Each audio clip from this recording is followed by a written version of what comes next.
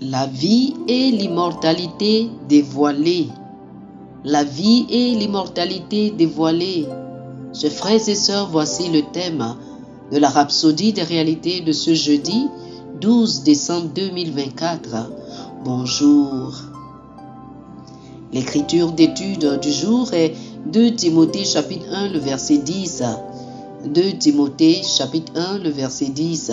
La Bible dit « Et qui a été manifesté maintenant par l'apparition de notre Sauveur Jésus-Christ, qui a détruit la mort et a mis en évidence la vie et l'immortalité par l'Évangile. » Alléluia. Le pasteur Christ dit ceci: ce que nous venons de lire dans notre verset d'ouverture est extraordinaire. Il n'y a pas de meilleure façon de l'expliquer que celle déjà énoncée. Le message est très clair. Jésus a aboli la mort et a mis en lumière la vie et l'immortalité par l'Évangile. L'Église doit parvenir à la connaissance et à la profondeur de cette vérité. Maintenant que vous êtes nés de nouveau, vous êtes passés de la mort à la vie. Vous êtes dans le lieu de l'immortalité, de l'absence de mort. Jean chapitre 5, le verset 24 déclare: en vérité, je vous le dis, celui qui écoute ma parole et qui croit à celui qui m'a envoyé a la vie éternelle et ne vient point en jugement, car il est passé de la mort à la vie. Vous avez la vie transcendante, c'est-à-dire la vie triomphante, qui vous rend supérieur à Satan, aux ténèbres, à la maladie, à l'échec, à la défaite et à la mort. Si cela est vrai, et Dieu merci, cela est vrai, pourquoi donc y a-t-il encore tant de gens dans l'Église aujourd'hui qui luttent pour leur santé et qui sont assaillis par les éléments de ce monde?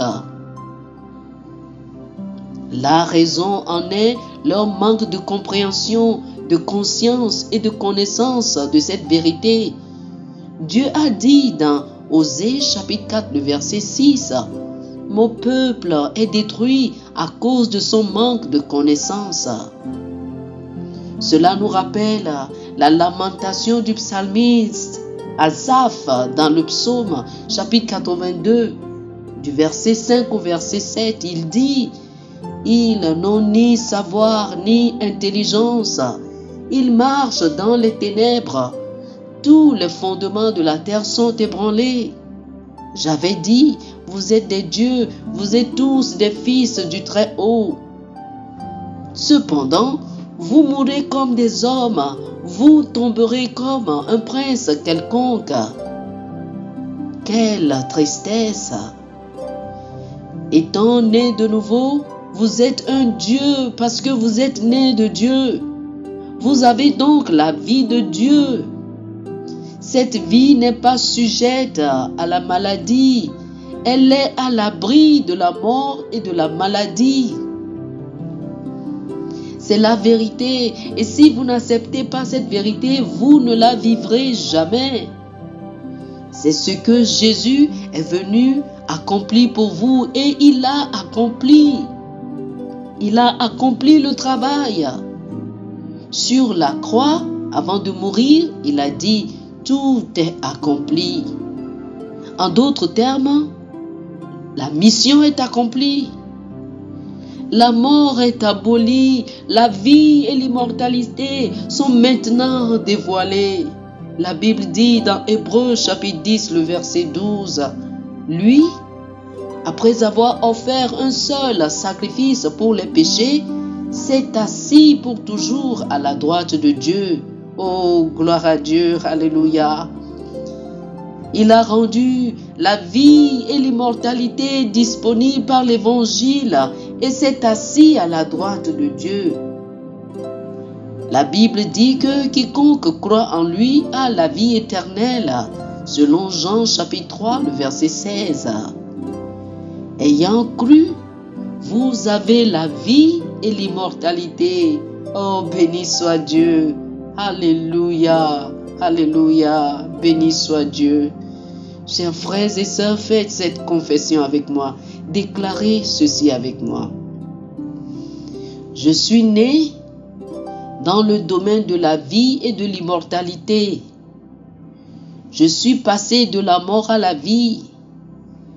J'ai la vie transcendante, la vie de vainqueur, qui me rend supérieur à Satan, aux ténèbres, à la maladie, à l'échec, à la défaite et à la mort. Une vie qui est au-delà de ce monde.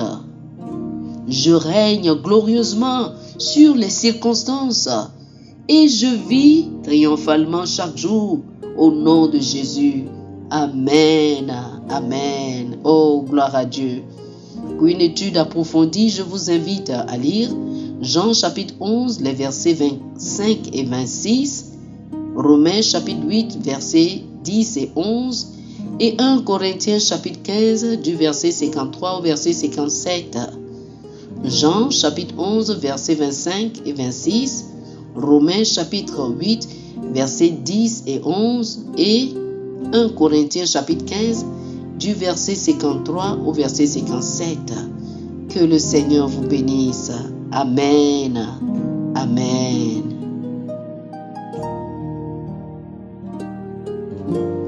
Chers amis auditeurs, nous espérons que vous avez été bénis par ce dévotionnel. Nous vous invitons à faire de Jésus-Christ le Seigneur de votre vie. Si vous voulez recevoir le Seigneur Jésus comme le Seigneur et le Maître de votre vie, faites cette prière avec moi. Dites ceci après moi, s'il vous plaît.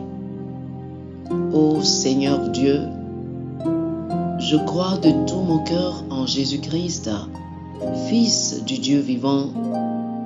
Je crois qu'il est mort pour moi et Dieu l'a ressuscité des morts. Je crois qu'il est vivant aujourd'hui.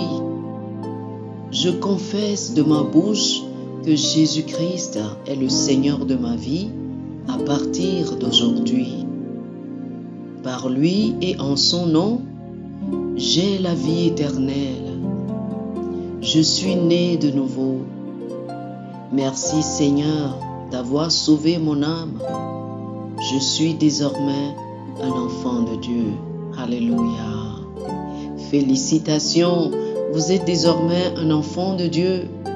Pour recevoir plus d'informations sur comment vous pouvez grandir en tant que chrétien et pour avoir une copie physique et une copie électronique de la Rhapsodie des réalités, appelez-nous sur le plus 228 91 74 69 79 plus 228 91 74 69 79.